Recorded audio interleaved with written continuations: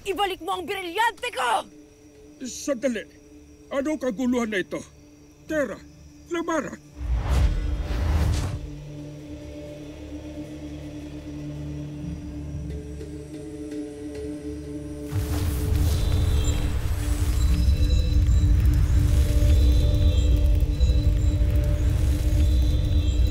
Brilyante ng apoy.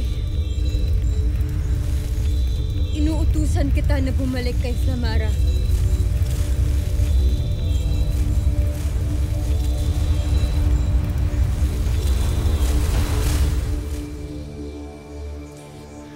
Verdure ete. Anong sabi mo? Flamara, ikaw na nga ang tinulungan. Ikaw pa ganyan? Paano kung nakuha nga nila ang brilyante mo? Tinulungan? Sinira mo ang aking planong paslangin si Mitena. Kung akala mong ibibigay ko sa kanya ang brilyante ay nagkakamali ka. Hindi ako katulad mong utak. Tao mag-isip, Tera!